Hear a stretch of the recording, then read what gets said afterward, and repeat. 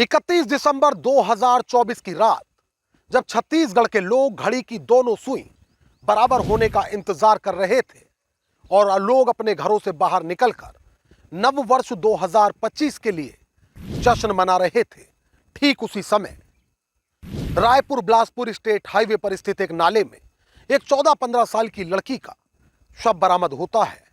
खैर, पुलिस मौके पर पहुंचती है और शव को बाहर निकलवाकर पोस्टमार्टम के लिए भिजवा दिया जाता है। मगर रायपुर पुलिस महकमे में उस वक्त हड़कंप मच गया जब मृतका की पोस्टमार्टम में यह साफ हुआ कि 14 साल की लड़की की हत्या करने के बाद कातिल ने उसके शव के साथ रेप की वारदात को अंजाम दिया है।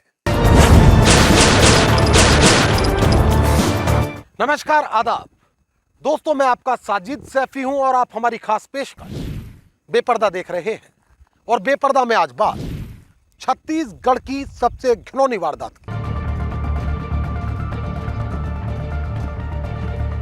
तारीख 31 दिसंबर 2024, वक्त रात तकरीबन 11 बजे। स्थान शेरे पंजाब ढाबा, रायपुर बिलासपुर हाईवे, छत्तीसगढ़।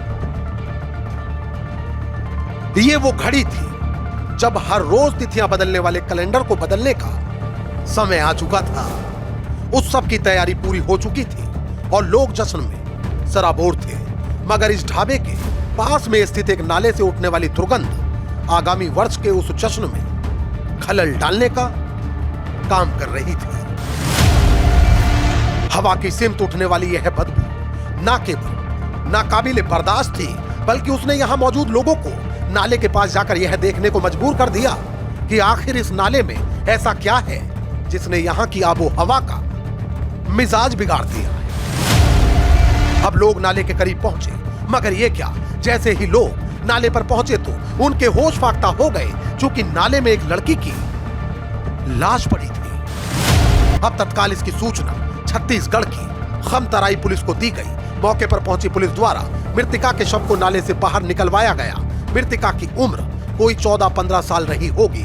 उसने आसमानी रंग की पोशाक पहनी हुई थी। शव को देखकर प्रतीत हो रहा था जैसे आजकल में ही किशोरी को कत्ल करके उसके शव को नाले में ठिकाना लगाया गया हो। मगर सवाल था कि महज एक 14-15 साल की लड़की से किसी की ऐसी क्या ही दुश्मनी हो सकती है कि वो उसे कत्ल ही कर डाले।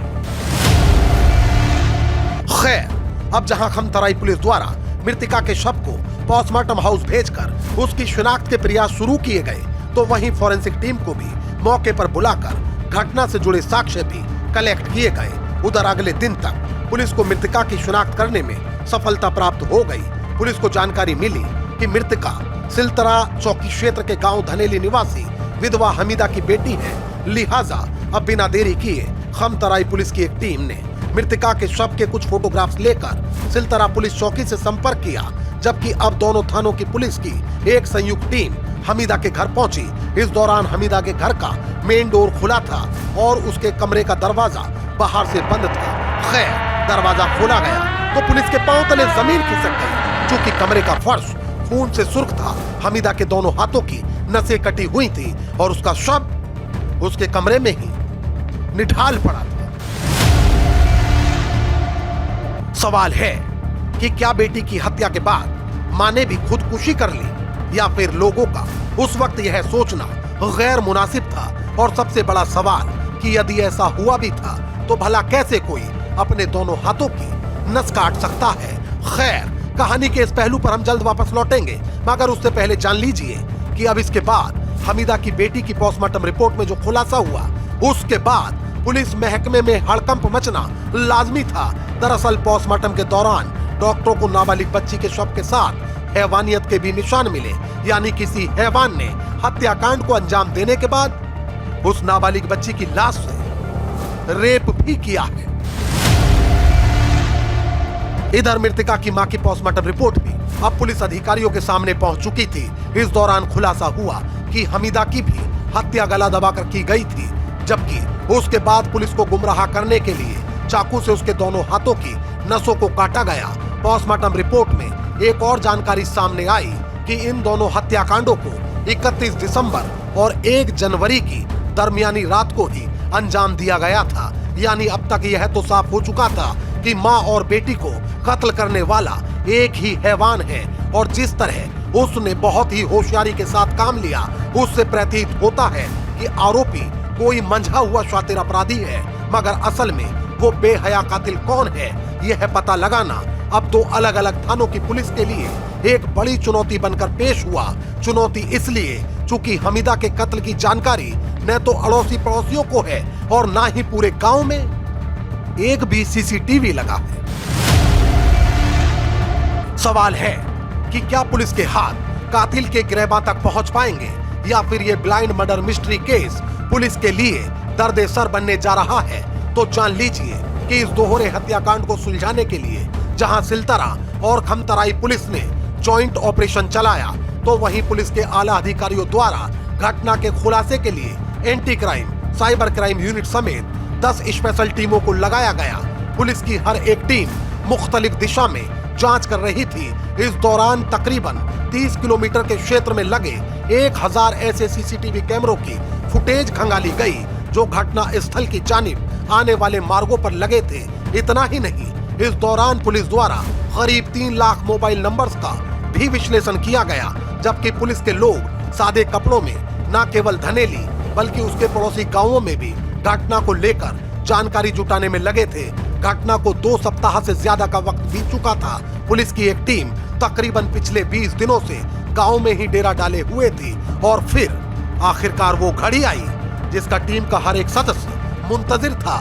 दरअसल इस दौरान पुलिस को जानकारी मिली कि एक ऑटो चालक है जो बहुधा विधवा हमीदा के घर आया करता था। अब जानकारी मिली कि जिस ऑटो चालक के बारे में पुलिस को जानकारी मिली है उसका नाम भरत दास दीवान है, जो कि रायपुर के ही शिवानंद नगर में रहता है। पुलिस ने बिना देरी किए तत्काल भरत दास की घेराबंदी कर डाली, और जैसे ही पुलिस आरोपी भरत को पूछताछ के बाबत हिरासत में लेकर थाने पहुंची तो एक ऐसी साजिश का खुलासा हुआ जिसने बताया कि जिस्मानी जरूरतों को पूरा करने के लिए बनाए गए रिश्ते कई बार कितना खूनी रूप ले लेते हैं। कहा जाता है कि 40 वर्षीय आरोपी भरत पूर्व में अपनी हम उम्र हमीदा की ही पड़ोस में रहता था। कहा जाता है कि इस दौरान विधवा हमीदा और भरत के बीच नजदीकियां बढ़ गई। शुरुआत में सब कुछ ठीक रहा, मगर अब धीरे धीरे भरत हमीदा से पीछा छुड़ाना चाहता था। दरअसल भरत अब अपने से तकरीबन 12 साल बड़ी 52 वर्षीय अनीता के संपर्क में आ गया था। शायद यही कारण है कि एक तरफ जहां हमीदा अपनी बेटी के सिर पर पिता का साया चाहती थी और वह भरत पर लगातार शादी के लिए दबाव डाल रही थी, तो वहीं भरत और अनीता अब हमीदा का पड़ोस छोड़कर दूसरे नगर में रहने लगे। कहा जाता है कि हमीदा के मुसलसल शादी के लिए डाले जा रहे दबाव और कई मीडिया रिपोर्ट्स के अनुसार हमीदा अब भरत से या तो शादी के लिए उसे राजी करने के लिए कहने लगी, या फिर अगर वह उससे शादी नहीं करता है तो मीडिया रिपोर्ट्स में यह भी दावा किया गया कि हमीदा उस पर पैसे के लिए दबाव डालने लगी, और यदि भरत वह पैसा नहीं चुकाता तो हमीदा उसे झूठे मुकदमे में फंसाने की धमकी भी देने लगी। कहा जाता है कि इसी के बाद भरत और अनीता ने मिलकर न केवल एक खौफनाक साजिश रची बल्कि उसे बखूबी अंजाम भी दे डाला। दरअसल मीडिया रिपोर्ट्स के मुताबिक आरोपी और उसकी महिला लिव इन पार्टनर हमीदा की धमकियों से परेशान हो गए थे। दोनों ने हमीदा की हत्या करने की योजना बनाई। भरत की पार्टनर अनीता लहरे ने अपने चारों बच्चों को गांव भेज दिया, जबकि अनीता घटना वाले दिन हमीदा की नाबालिग बेटी को बहला फुसलाकर शिवानंद नगर वाले अपने घर ले गई। योजना के अनुसार आरोपी पैदल हमीदा के घर धनेली पहुंचा, जहां उसने गला दबाकर हमीदा की हत्या की और चाकू से उसके हाथों की नसें काट दी। उसके बाद कमरे को बाहर से बंद करके वह वापस घर जाते समय रास्ते में आला कत्ल चाकू को मेटल पार्क गुरुद्वारा के सामने फेंककर फरार हो गया। इतना ही नहीं, इसके बाद घर पहुंचकर इसने अनीता लहरे के साथ मिलकर मृतिका की नाबालिग बेटी की भी पीट कर जान ले ली। रिपोर्ट्स के अनुसार इसके बाद भरत ने नाबालिग के शव को दूसरे कमरे में ले जाकर उसके साथ रेप किया और फिर अनीता की मदद से आरोपी नाबालिग के शव को कंबल से ढककर ई रिक्शा में डालकर मेटल पार्क टर्निंग के पास ले गया और वहां शव को नाले में ठिकाने लगाकर ये दोनों लोग वहां से फरार हो गए।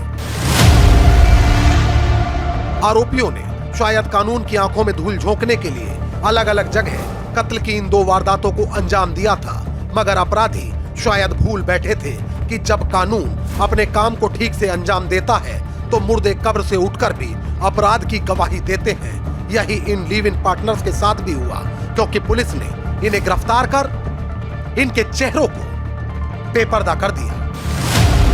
दोस्तों, आज की ये सच्ची घटना छत्तीसगढ़ के रायपुर से है। इस घटना को लेकर आपकी क्या राय है वह आप हमें कमेंट करके जरूर बताएं। और यदि आप हमारी कहानियां पसंद करते हैं तो हमें सपोर्ट कीजिए। हमारे वीडियो के लिंक को अपने दोस्तों और रिश्तेदारों में भी शेयर कर दीजिए। यदि आप हमारा वीडियो फेसबुक पर देख रहे हैं तो हमारे इस वीडियो को अपनी वॉल पर शेयर कर लीजिए। मोहित भाटी के साथ अमजद राना, क्राइम स्टोरीज अड्डा। तो दोस्तों, फिल वक्त मुझे दीजिए इजाजत, लेकिन यदि आप क्राइम स्टोरीज अड्डा पर बेपर्दा के और भी एपिसोड्स देखना चाहते हैं तो हमारे चैनल को तुरंत सब्सक्राइब कर लीजिए, बेल आइकॉन दबा दीजिए। इस रिपोर्ट को लेकर आपकी क्या राय है वह भी आप हमें कमेंट करके जरूर बताएं। और यदि आप चाहते हैं कि हमारे चैनल पर क्राइम की कहानियों का सिलसिला आगे भी मुसलसल बादस्तूर जारी रहे तो हमें सपोर्ट करिए। हमारे वीडियोस के लिंक को ज्यादा से ज्यादा लाइक और शेयर करिए। एक और नई कहानी के साथ हमारी आपसे फिर होगी मुलाकात और क्राइम स्टोरीज अड्डा पर फिर एक नया चेहरा होगा बेपर्दा। तब तक के लिए आदाब, नमस्कार, जय हिंद।